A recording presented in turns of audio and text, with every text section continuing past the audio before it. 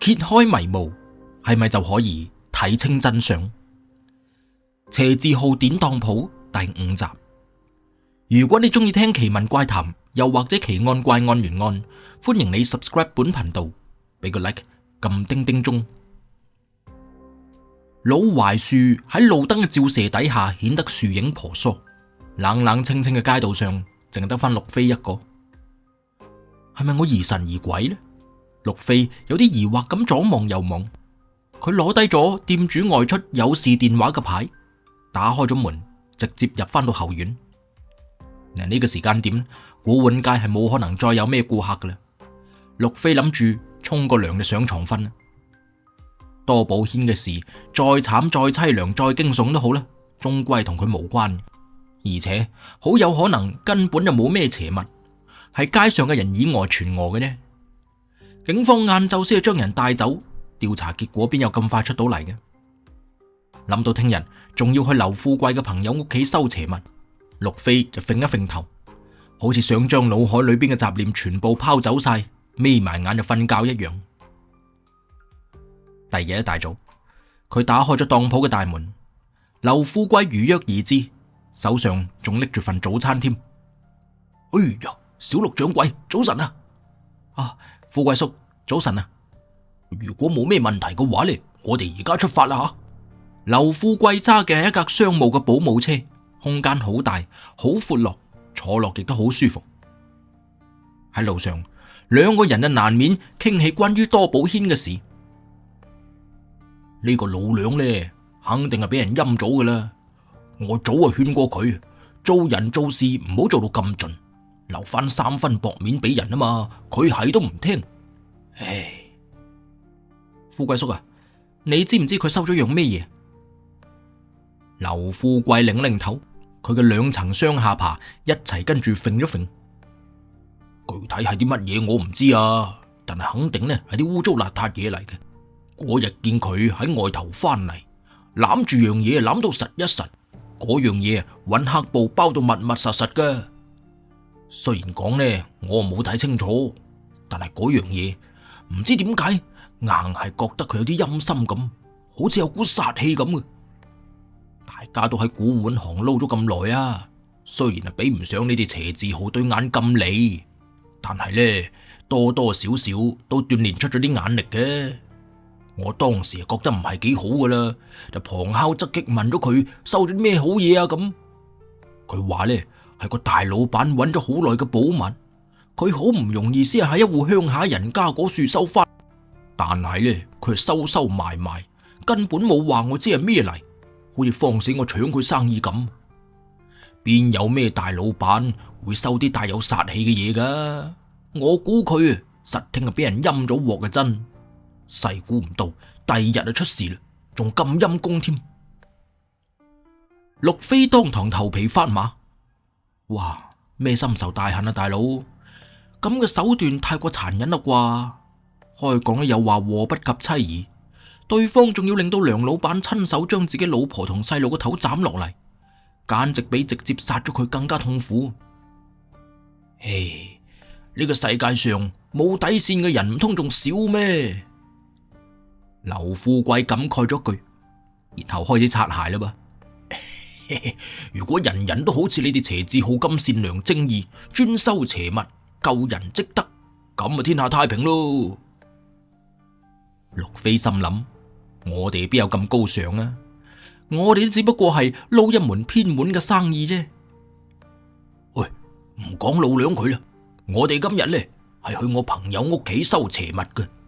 我嗰個朋友姓蘇嘅，喺江城係個有頭有面嘅大人物嚟嘅。劉富貴都冇忘記佢今日嘅主要目的，而陸飛亦都唔再亂諗嘢啦。佢收翻起思緒。尋日聽你講話，佢哋屋企嘅邪物係一個神像啊。係啊，呢2年佢哋屋企生意唔係幾順利，於是喺外地揾咗個大師翻嚟，就請咗一尊咩轉運神像翻屋企，生意真係好起上嚟噃。只不過呢，劉富貴講到呢度窒咗窒，吞一啖口水，表情變到相當凝重噃。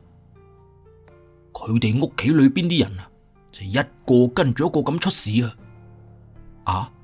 咩意思啊？只要做成一單生意，佢哋屋企就會有一個人當衰，唔係被查出絕症，就係出咩意外。陸飛眼眉跳一跳，咁邪？佢哋請翻嚟嘅咩神嚟噶？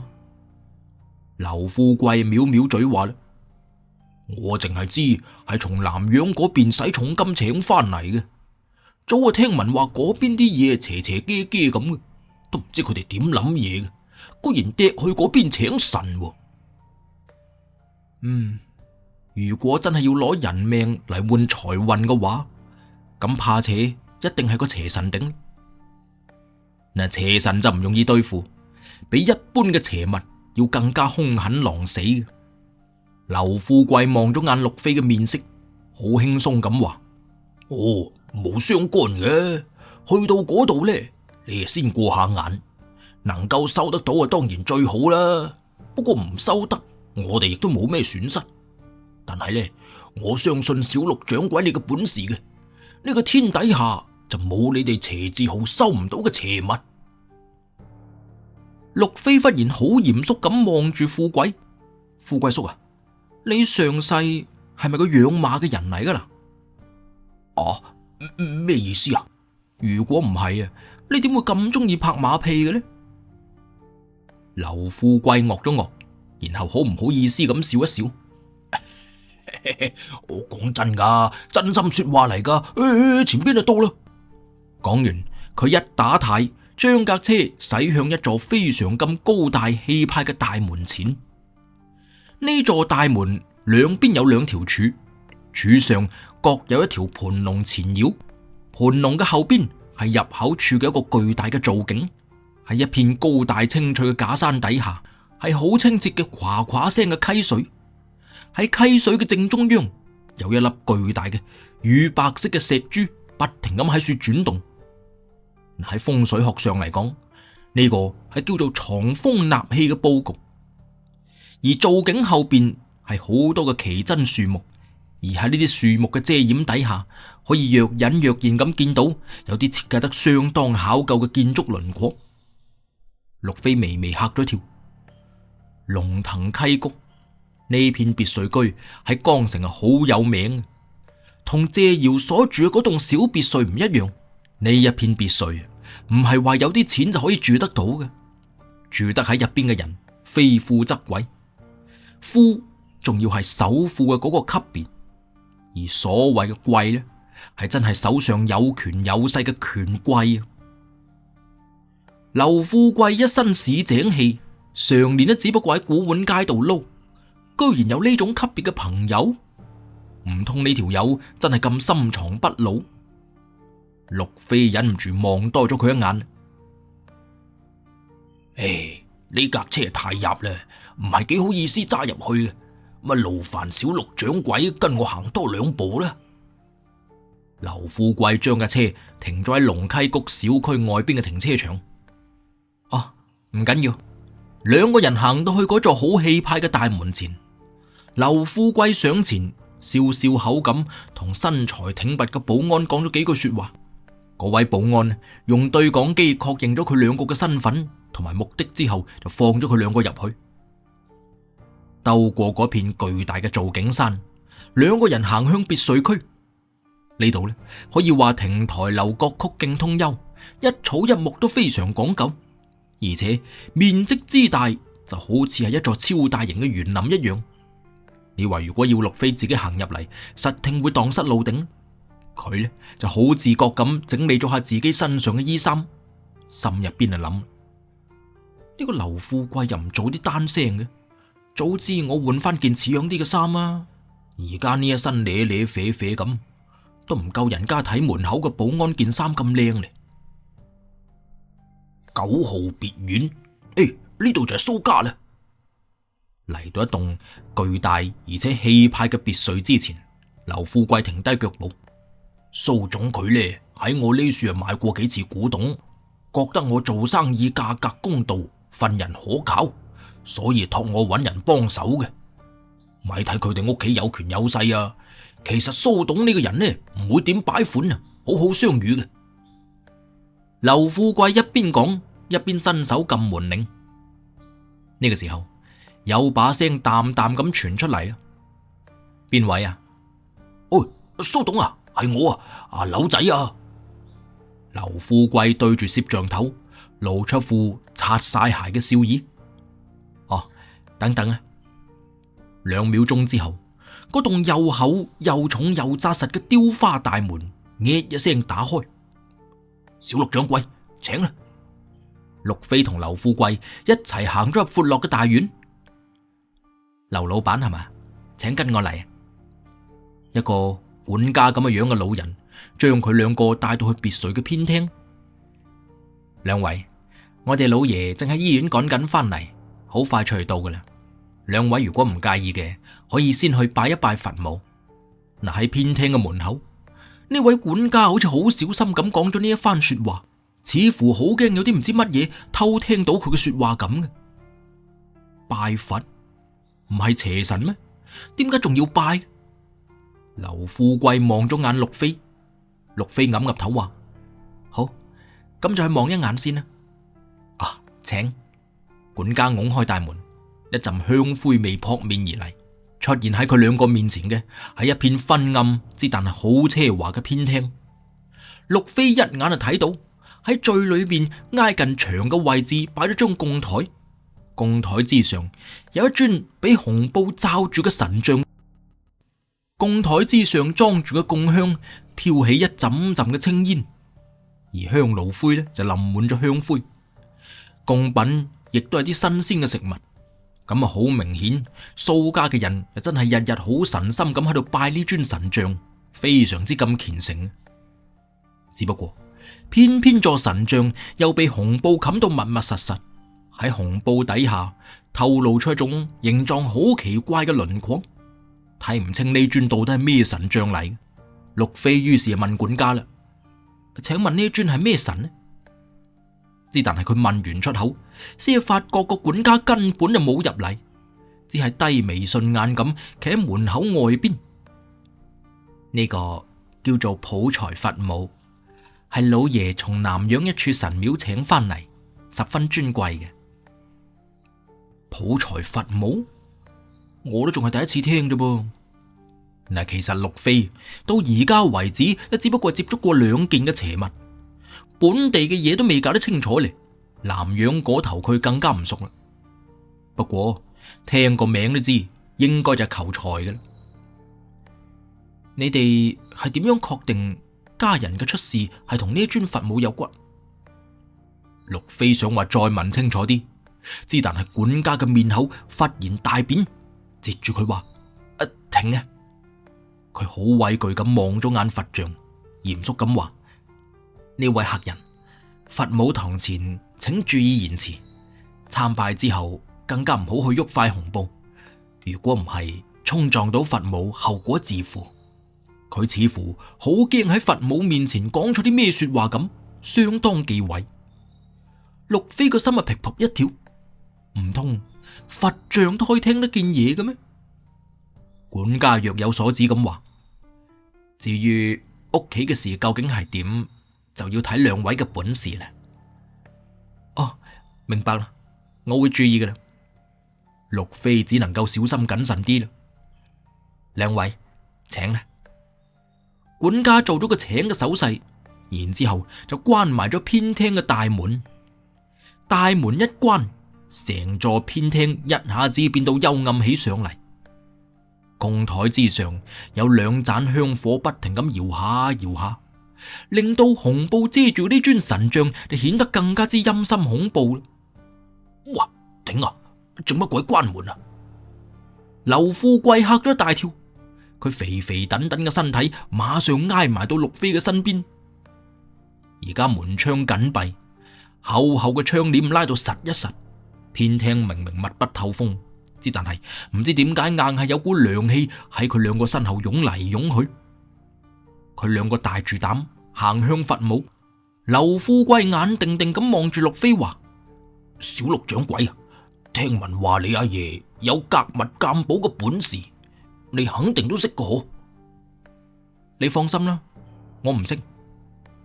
陸飛冇心機再安撫佢，佢發現自己每行前一步，都有種難以講得出口嘅壓力壓喺佢身上，似乎無形之中有股力量阻止緊佢向前行。而越係挨近到佛母，呢種壓力就越係明顯，明顯到連劉富貴都開始感受得到啦。劉富貴好似做賊咁壓低把聲，好小心咁話：死火啦，金鋪，呢個佛母係咪察覺到啲乜嘢啊？唔使驚，我哋又冇做啲咩對佢不敬嘅事。陸飛都仲可以保持住鎮定。佢行到供台之前，呢個時候就算心入邊慌張啊，都唔可以表現出嚟。唔理面對嘅係邪物定係邪神，都唔可以驚。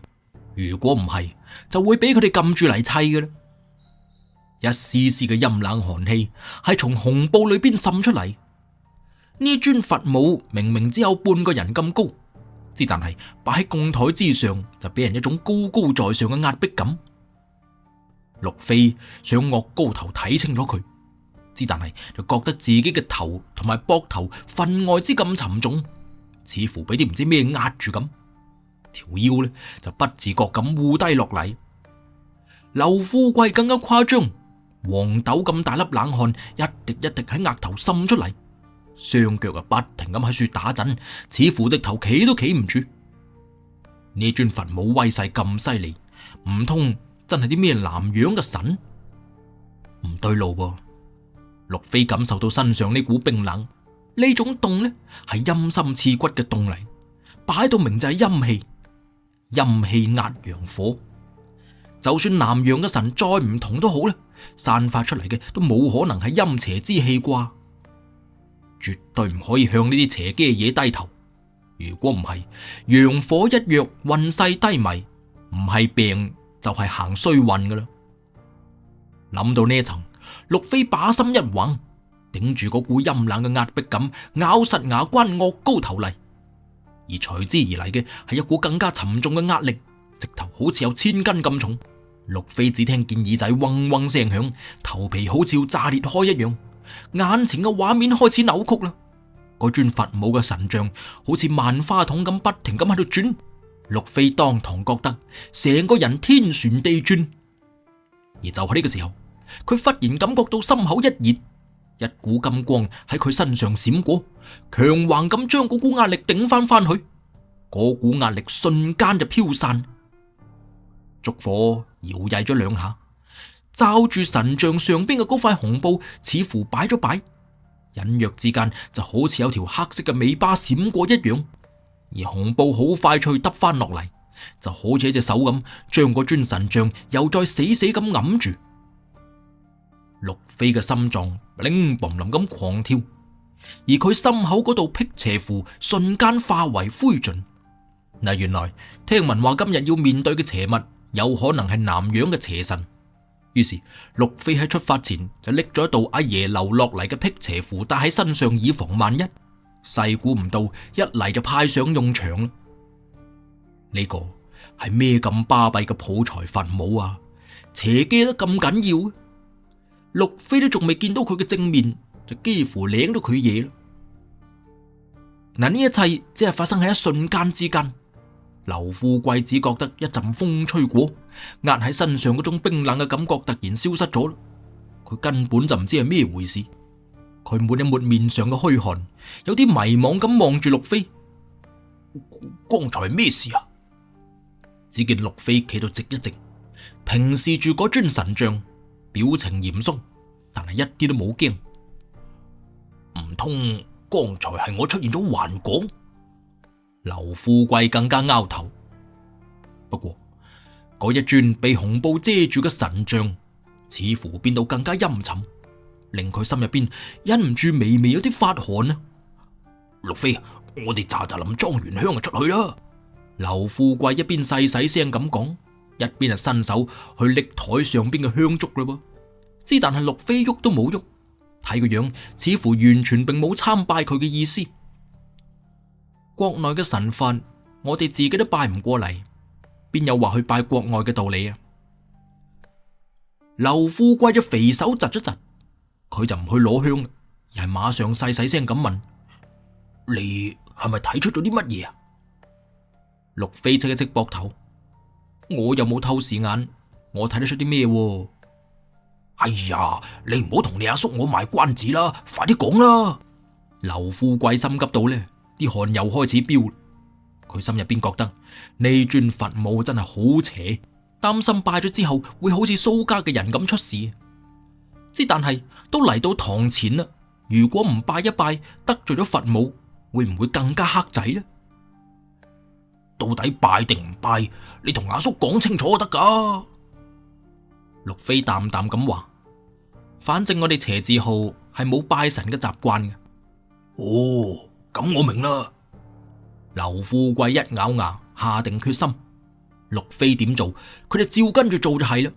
佢能夠喺古玩街做咁多年生意，係因為佢好明白一個道理：對於自己唔識嘅嘢，要聽專業人士嘅意見，千祈唔可以剛愎自用、任性亂嚟。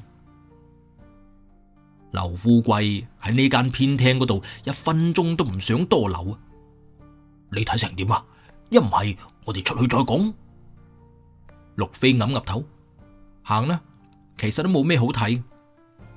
佢已經確定呢尊佛母就係一樣邪物，但係管家偏偏唔俾揭開紅寶，留得越耐反而就會越危險。於是佢兩個快步咁離開。呢個時候，偏廳門忽然之間一聲打開，喺門外同樣有兩個人，四個人你眼望我眼。喺門外，其中有個後生嘅男子呢，係個衣着相當架勢堂嘅男人嚟。佢喝到話：你哋係咩人啊？點解會喺我屋企嘅佛堂噶？劉富貴認得呢個人，佢馬上就細起棚牙，上前又好似擦鞋仔咁笑住話：蘇公子，我係老劉啊，係蘇董佢叫我哋。呢個後生仔就係蘇家嘅大少爺，個名叫做蘇明軒。蘇明軒個樣有啲疑惑：係我阿爸叫你哋過嚟嘅？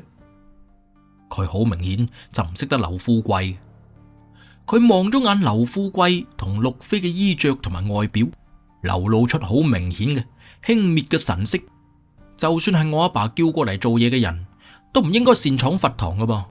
撞咗啲咩板，你兩個承唔承擔得起啊？劉富貴佢亦都唔嬲，笑笑口咁解釋話：蘇公子你誤會啦，蘇董話呢，最近屋企唔係咁太平，我哋係嚟幫你哋解決麻煩嘅。呢位呢係陸飛，陸掌櫃，係大名鼎鼎嘅邪字號。咩咁巴閉啊？蘇明軒好唔耐煩咁截住咗劉富貴：我唔識得你，亦都唔識得佢。我哋屋企嘅佛堂外人唔可以亂入，快啲出去。好啊好啊，我哋出去再講啦。劉富貴笑笑口，掹住陸飛出門。陸飛皺起眉頭：蘇家嘅人都係咁狗眼看人低嘅咩？陸明軒好不滿咁大叫到話：咪喺門口成碌木咁凍喺樹啦！管家佢人呢？老張，老張！管家急急腳咁趯過嚟：大少，你翻嚟啦！我問你，佢兩個係我阿爸嗌嚟嘅？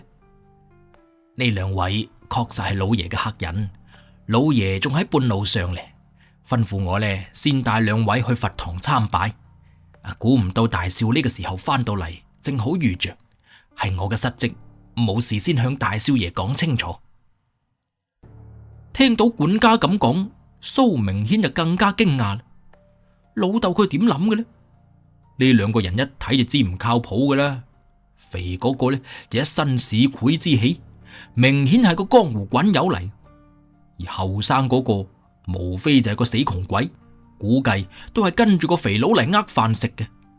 就算屋企裏邊嘅事再緊急都好，都唔至於會求其得咁交關噶係嘛？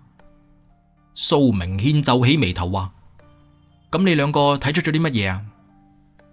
未等劉富貴開口，管家先馬上提示話：哎呀，大少爺，佛堂前不宜喧嘩。蘇明軒好敬畏咁望咗眼佛堂，把聲啊壓低咗好多，吩咐到話：既然係咁，老張你帶佢兩個去外邊飲茶先啦，阿爸應該好快脆就翻嚟噶啦，唔好俾佢兩個喺樹游游蕩四圍逛。係，管家躬身應承咗聲，然後又望咗眼蘇明軒身邊嘅中年男人。呢位係楊大師，係轅門當中嘅高人嚟嘅，係我專登請翻嚟嘅。蘇明軒嘅語氣即時變到恭敬起上嚟啦。呢個中年男人身着住一身唐裝，笑笑口，一副雲淡風輕嘅高人咁嘅樣。管家細聲話：大少爺，老爺吩咐過，進入佛堂嘅時候需要多加注意。唉，得啦，我自有分數啊。蘇明軒好唔耐煩咁揮一揮手，管家就唯有收爹啦，請陸飛同劉富貴一齊去隔籬飲茶。劉富貴驚陸飛個心唔高興，馬上掹住佢走。陸飛個心啊，確實係冷哼一聲。呢個蘇明軒面色發黃，雙眼無神，嘴唇無色，兩邊太陽穴深深咁捏咗入去，年紀輕輕，眼角啲魚尾紋啊炸到好似開咗花咁。唔使問阿貴，一副縱欲過度之相呢，怕且都係啲夜夜笙歌嘅人。如果再唔多加節制下，唔使幾耐，佢想企起身都難。而蘇明軒一轉過頭嘅時候，就一副笑笑口咁樣，恭恭敬敬對楊大師做咗個請咁嘅手勢。楊大師，請。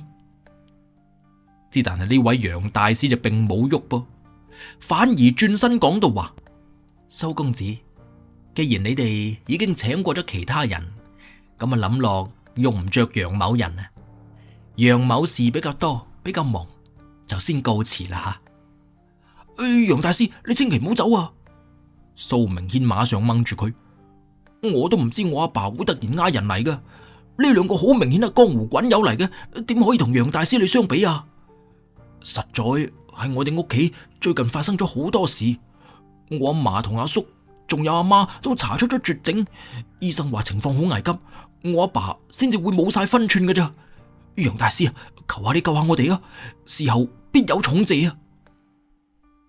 算啦，錢財係小事，之但係見死不救，我楊某人絕對做唔出嚟，就等楊某人嚟會一會呢位南洋佛母。楊大師一面正氣，咁先行入到佛堂。蘇明軒就歡喜啦，嗱嗱臨跟住喺對方身後。佛堂東門砰一聲自己關埋，成片空間就即時變到非常之幽暗深冷。咁樣一嚟，呢位楊大師個心思打咗個突，佢有種不祥嘅預感。而冇行得幾步，佢嘅速度就慢咗落嚟啦，只覺得自己兩隻腳就好似插咗入淤泥裏邊一樣，每行一步都零舍艱難。但係佢唔可以喺蘇明軒面前表露出自己有幾咁瀨氣嘅，佢哋靜靜雞咁拎出咗楞朱砂手串出嚟，戴喺手腕度。朱砂微微發熱，減輕咗阻礙，支撐佢一路行到去供台之前。呢個南洋佛母確實係有啲本事。阿楊大師佢一身都係冷汗，仲未等佢反應過嚟啫，又覺得身體好似矮咗截咁，兩邊膊頭俾股無形嘅力量狠狠咁壓制住，壓到佢根本岳唔高頭。而喺嗰幅紅布底下，似乎有對冰冷嘅雙眼自上而下咁望實佢。手上嘅紅色朱砂手串逐粒逐粒珠咁發毛變黑，弊硬嘢嚟，唔好對付。楊大師終於知道自己遇着硬嘢啦，佢馬上揞出咗副護身嘅玉牌掛喺心口前，等到壓住佢嘅壓力減輕咗啦，佢突然岳高頭，一股天旋地轉嘅感覺湧上心頭，而供台上被紅布罩住嘅佛母像竟然變到高大起上嚟，成尊佛像逐寸逐寸咁脹大，幾乎逼滿咗成個佛堂，亦都佔據晒佢所有嘅視野。楊大師點啊？蘇明軒見呢位楊大師面色唔係幾好睇，就好小心咁問佢啦。區區南洋妖邪，難我唔到嘅。說話已經講咗出去。如果呢個時候臨陣縮沙打退堂鼓嘅話呢，蘇家呢棵大樹，佢怕這呢世人都咪使旨意蹦得住啦。係楊大師佢強忍住嗰種暈嘅感覺，掹出咗把銅錢劍。呢把劍係由五帝錢製作而成嘅，劍柄嗰處有道紅色嘅吊穗，係浸過黑狗血嘅，係一切邪機嘢嘅黑星。華夏境內豈容外邪作祟？喺蘇明軒好敬畏嘅目光之中，喺楊大師揮舞起銅錢劍就吉向佛母像。只聽見砰一聲，紅布飄飄，一股凌厲嘅陰風罩上嚟，馬上將佢兩個罩住。冇幾耐之後，成座佛堂就一片死寂啦。而與此同時，喺前廳嗰處，陸飛同劉富貴坐喺真皮沙發上，飲住阿張管家沖過嚟嘅靚茶。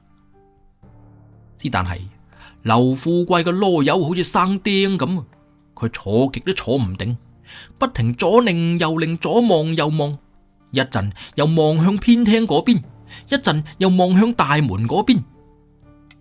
哎呀，小陸掌櫃啊，你啊不妨話俾阿叔聽，嗰尊佛母你有冇把握收拾得到佢啊？生咩樣未見得到咧，講咩把握？陸飛諗翻起喺紅布底下嗰條一閃而過嘅尾巴，擰一擰頭。劉富貴好心急啦，嗰個楊大師呢，我都聽講過佢，佢唔係江湖滾友嚟噶，係真係有啲料到嘅玄門大師啊！萬一俾佢搶先一步收復到嗰個佛母，咁蘇家呢個大碼頭，我哋拍唔到噶啦！驚咩啫？你同蘇董唔係好朋友嚟嘅咩？嗱，陸飛之前就奇怪啦，劉富貴邊有咁嘅本事識到呢種級別嘅有錢人嘅？劉富貴拗拗頭話：阿叔啊，不妨同你講老實說話啦。阿叔呢係識得蘇董嘅，但係都只不過係買過2次古董花樽俾佢嘅夫人嘅咋，冇咁熟噶。今次呢都係黐咗你嘅金腔。蘇董聽我講話，識得邪字號嘅人，先係同意我帶人過嚟噶。陸飛打咗個突，咩話？佢知道邪字號，咁識唔識我阿爺啊？嘘，邪字號大名鼎鼎，邊個冇聽講過你哋嘅傳說？係你阿爺太過低調啫。不過呢，蘇董佢應該唔識你阿爺嘅。如果唔係，就直接去邪字號度揾你哋啦。哎呀，唔講呢樣嘢住啦，你快啲諗計先啦。劉富貴好心急咁催。其實陸飛個心亦都急嘅，話晒今個月就剩翻今日同聽日2日，收唔到第3件邪物，完成唔到阿爺俾嘅任務，佢就冇資格繼續經營邪字號噶啦。邪字號到時就真係變成一個傳說噶啦。一唔係我哋厚住面皮再去佛堂嗰處睇下。劉富貴擺低茶杯缸，諗住起身，你見到外頭有車開入嚟。佢即刻就歡喜啦！蘇董佢翻嚟啦！車門一開，一個氣度非凡嘅中年男人行落車。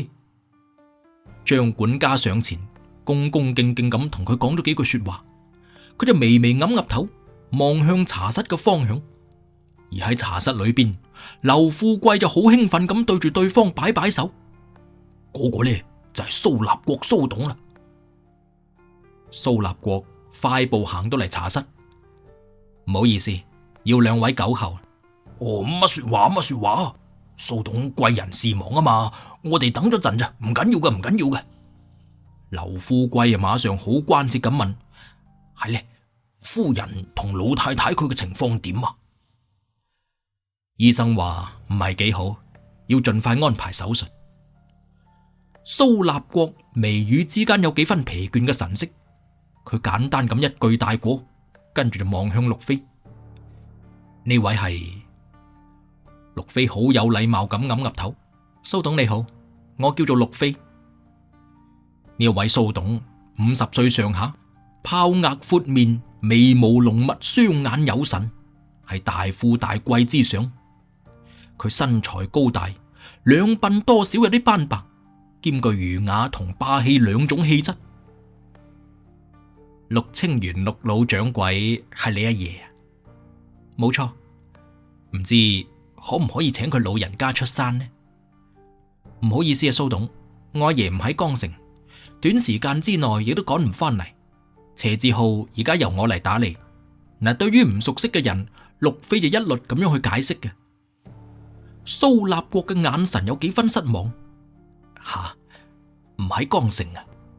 佢聽到劉富貴自稱話識得邪字號嘅掌櫃嘅時候呢，仲以為係老掌櫃陸清源呢。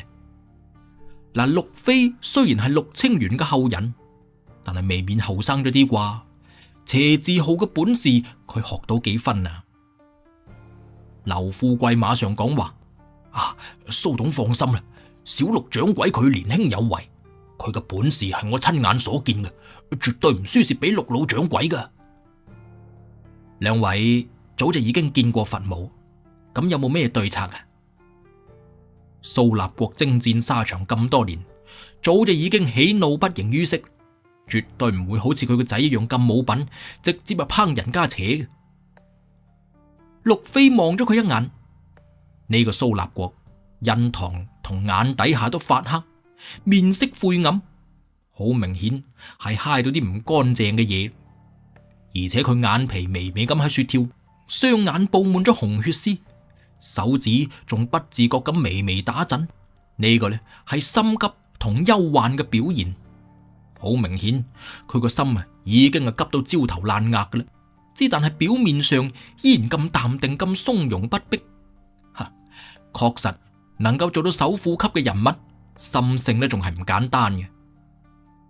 陸飛照實講句老實啊，蘇董，我先係剛剛嚟到，只係匆匆忙忙咁睇咗佛母一眼，亦都唔知你屋企究竟發生咗啲咩大事，所以實在唔夠膽亂咁落定論。要請你先講講，將佛母請到家中之後，屋企到底發生咗啲咩事？劉富貴亦都幫口啦，係羅蘇董，就算睇醫生睇病啊，都講究個望聞問切啦，係嘛？唔了解下情況，小陸掌櫃佢再犀利都愛莫能助噶噃。蘇立國捻下佢手指上嗰隻翡翠嘅扳指，佢唔知陸飛能力如何，但係見對方態度誠懇，並冇自賣自誇，一味喺處亂噏作大，咁倒係可以試下嘅。而且蘇立國亦都已經知道咗個仔蘇明軒請咗嗰位楊大師過嚟，咁不如將佢兩個比一比較，睇下邊個更有本事啦。於是蘇立國坐低落嚟，開聲講到話：佛母係嚟自南陽某座神廟，諗落你哋都知道，係一位相熟嘅玄門高人幫我請翻嚟，我使咗大價錢將佢運到屋企，設置佛堂，好好地咁供養佢。佛母嘅效果確實係好好，請到佢翻嚟第二日就一筆大生意自動揾上門。但係喺我簽完合同之後，就接到屋企打過嚟嘅電話，話我阿媽佢突然暈咗入醫院，醫生話係心臟病。我阿媽份人呢，平時係好注重養生嘅，日常嘅起居同餐飲都有專人照顧住，身體不嬲都好硬淨嘅。而喺之前亦都從來未有過心臟病嘅徵兆。醫生嘅解釋係話，人年紀大咗啦，就一定會有呢樣嗰樣嘅病嘅。我哋呢叫做勉強接受到呢個解釋，就將阿媽轉入到最好嘅醫院去醫。而7日之後，第二單大生意成交，對方嘅要求非常低，就好似滾水淥腳咁，想要送錢過嚟俾我哋一樣。而亦就係簽合同嘅時候，屋企裏邊又有個人突發惡疾入咗醫院，係我大哥蘇立文，被查出有肝癌。第三筆生意成交嘅時候，大嫂車禍，脾臟損傷，危及生命。事不過三，我都已經冇辦法說服自己呢一切都係巧合。蘇立國微微深吸咗啖氣，因為時間太精準，幾乎係我呢一頭剛剛成交完一單生意，屋企裏頭就有一個人出事。陸飛就好奇怪咁話：廟唔可以亂拜，佛唔可以亂求，神唔可以亂請。有啲神並唔係正統，效果雖然好，但係付出嘅代價亦都係非比尋常。呢一點，嗰位高人唔通冇提前同蘇董講明嘅咩？嗱，嗰個佛母有條尾，咁啊多數係某種精怪嘅化身。佢曾經向我保證，只要唔揭開嗰塊紅布，就唔會有任何嘅副作用。當我發現佛母有問題嘅時候，我已經聯繫唔到呢個人。蘇立國嘅眼神馬上變到冰冷。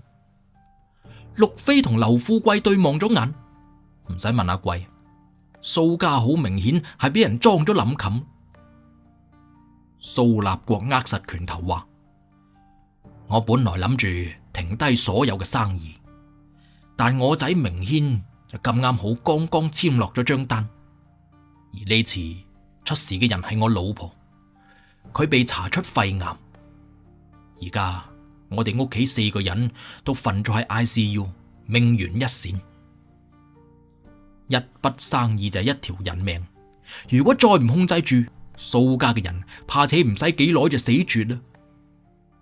蘇立國嘅神色終於流露出絲疲倦同煎熬。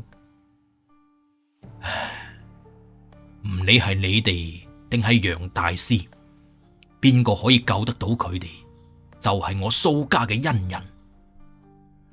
劉富貴就馬上話啦：蘇董你言重啦，能夠為蘇董分憂係我哋嘅榮幸，我同小陸掌櫃一定會竭盡全力嘅。佢擰轉頭問陸飛啦：小陸掌櫃啊，蘇董都講得咁清楚啦，你應該有計啦嘛？陸飛若有所思，並冇睬佢。心臟、肝、脾、肺，再加埋腎，咁咪就係人體嘅5臟啦。點解咁啱好都係呢啲部位有病嘅呢？陸飛望住蘇立國：蘇董，請問每隔幾日就有個人出事啊？7日，咁肯定？非常肯定。嗱，呢個時間非常規律，再加上係剛剛發生冇幾耐，蘇立國絕對唔會記錯嘅。陸飛倒吸一口涼氣，因為佢諗到咗一種可能：如果俾呢隻邪物得手，咁怕且就冇人救得到蘇家噶啦。蘇立國話：小陸掌櫃，你咁問係咪睇出咗啲咩啊？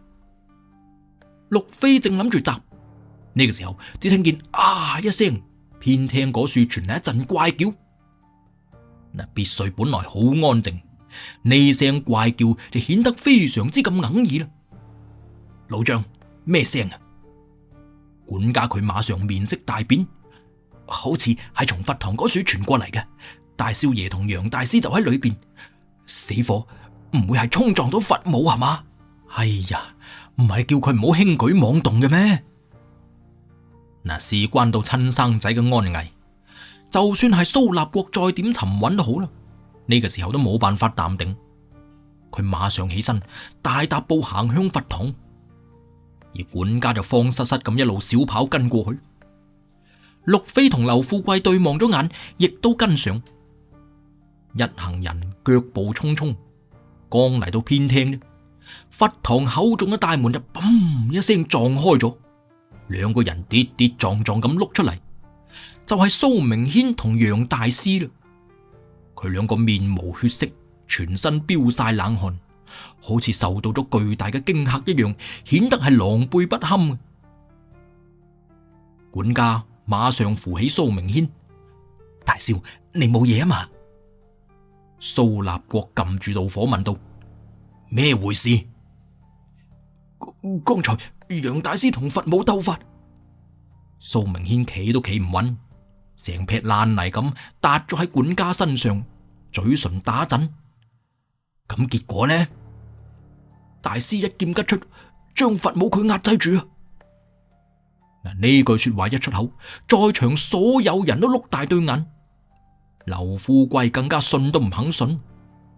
乜呢個姓楊嘅真係咁把炮咩？蘇立國馬上望咗佛堂一眼，見嗰尊佛母像好地地咁供奉喺供台之上，紅布依然罩住全身，邊有啲咩被壓制咁嘅樣啊？佢有啲疑惑啦。楊大師，究竟咩情況啊？楊大師喺地上擒翻起身，整理咗下狼狽嘅衣衫之後話：唔敢欺瞞蘇董，呢尊南洋佛母確實犀利。楊某人盤盡全力，先至略勝一籌，剛剛好能夠將佢壓制住。不過楊總放心，從今以後呢尊佛母冇辦法再作亂㗎啦。只要唔揭開紅布，佢就會誠心誠意保佑蘇家，唔單止令到蘇董嘅生意蒸蒸日上，更加令到蘇家子孫興旺嘅。蘇立國微微皺起眉頭，只係鎮壓咋，並冇徹底咁跟隨。呢個結果佢並唔滿意噃。之但係佢睇呢個楊大師咧晒氣咁嘅樣，似乎最盡都只能夠做到呢一步啦。咁我嗰啲病咗嘅屋企人呢？佢哋嘅病情唔會再加重噶啦，只要好好地咁休養治療，一定會有康復翻屋企嘅嗰日嘅。嗱，楊大師呢一番說話就好蠱惑啦，講到模棱兩可，呃下普通人就得嘅，之但係對方係蘇立國噃，你係邊啊咁容易呃得到佢？呢番說話蘇立國根本唔信，佢擰轉頭望咗眼陸飛，小陸掌櫃，你覺得呢？陸飛望咗望楊大師，佢條頸有條好長好長嘅瘀痕，似乎俾啲唔知咩勒過咁。金錢劍散落一半，連金錢劍嘅吊墜亦都變黑埋。佢一身嘅唐裝揩滿咗香灰，三腳嗰處仲有幾處撕裂嘅痕跡，睇嚟真係似搏鬥過咁嘅樣噃。陸飛再望向裏邊嗰尊佛像，感覺之前嗰種陰冷嘅威壓消失咗啦。佛母唔再俾人一種陰森詭異嘅感覺，似乎只係變成一尊普通嘅神像。唔通呢位楊大師就真係將佛母壓制住？佢諗咗諗問道：楊大師啊，你同佛母鬥法，諗落一定見過佢嘅真容㗎係嘛？佢到底生咩樣㗎？楊大師睄咗陸飛一眼，完全睇佢唔起。我同佢隔空鬥法，並冇見過佢嘅真容噃。轅門鬥法，玄之又玄。你估街邊啲爛仔打交啊？立起架撐衝埋去就亂劈。陸飛並冇在意佢嘅態度，反而動起大拇指讚道話：楊大師不愧係高人，我有個疑問，想話請教楊大師。講呢？楊大師抬頭挺胸，一副對眼生喺頭殼頂咁嘅樣。陸飛定一定咁望住佢。既然係神佛，咁佛母點解唔能夠以真面目示人，一定要匿埋喺紅布之後呢？林李係送佛母俾蘇董嘅呢位高人，定係呢位同佛母交過手嘅楊大師，都喺度強調緊一點，就係唔可以揭開紅布。咁點解呢？佛母到底有咩咁唔見得光呢？楊大師惡咗惡就話：南洋神靈禁忌頗多，每個人都有自己嘅講究之處，咁有咩咁奇怪呢？既然楊大師已經將佛母壓制住，咁仲講究咁多做乜嘢？不如請楊大師揭開紅布，等我哋一睹佛母嘅真容，亦都好等蘇董佢個心踏實啲咧。陸飛一講完，所有人都望住楊大師。剛才只有楊大師同蘇明軒兩個喺佛堂，到底發生咗啲咩事？其他人冇人知。蘇明軒亦都只不過係見到楊大師吉出一劍啫，鬥法就結束咗啦。咁到底成件事係點？都係佢一個人講晒嘅啫噃。劉富貴個心就歡喜啦，陸飛呢一招高啊！佢將一大道難題擺咗喺楊大師嘅面前。如果楊大師唔夠膽揭開紅布，咁啊講明佢根本就冇壓制住佛母。如果佢揭開紅布，陸飛就有機會去睇下呢隻佛母到底係何方嘅邪物，咁又或者可以揾到辦法嚟將佢徹底咁收服啦。劉富貴喺隔籬亦都搏命煽風點火。係咯，楊大師，你做乜碌木咁凍喺樹喐都唔喐啊？唔係你唔敢啊嘛？陸飛就話啦，點會呢？我聽聞楊大師喺江城玄門非常有名，唔單止能力高深，仲品格高尚，又點會做出啲江湖神棍咁嘅偷呃拐騙嘅行徑呢？呢兩個人唱雙簧，一唱一和，將楊大師浪到高一高。楊大師面皮戚下戚下，死火啦！咁樣俾人擺上台，佢而家去又唔係，唔去又唔係啦。蘇明軒蹦喺管家身上，而家多多少少有翻啲力氣。佢好不滿咁話：你冇聽楊大師講咩？紅布係禁忌嚟噶，唔可以揭開噶。你哋自己冇料冇料啦，同楊大師喺樹下支下捉，真係無恥啊！阿爸，叫佢哋躝屍趌路啦！呢挺咁嘅人喺我哋蘇家，整污咗我哋蘇家地板啊！明顯不得無禮！蘇立國喝到話：呢個就係我教你嘅待客之道。呢兩位係我請翻嚟嘅客人嚟嘅。蘇明軒俾老豆一喝，當堂打咗個冷震。佢仲想再講啲乜嘢，之但係就俾老豆用一個冰冷嘅眼神一滾。佢咩說話話到嘴邊都要咕聲吞翻落肚。蘇立國對陸飛佢哋兩個微微岌岌頭，然後對楊大師做咗個手勢，態度不容拒絕。楊大師，請。嗱，佢蘇立國又點可能俾楊大師三兩句說話就水到嘅？要佢相信佛母唔再作亂，就必須要攞出啲堅料嚟令佢信服先得。要檢驗一個人，唔好聽佢講咗啲乜嘢，要睇佢做咗啲乜嘢。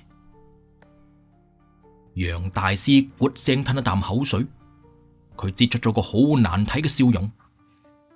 既然蘇董都咁講啦，咁我就試下啦。佢重新行入佛堂，其他所有人跟喺佢身後。劉富貴靜靜雞咁對陸飛動起大拇指，而陸飛只係不動聲色望實楊大師嘅背影。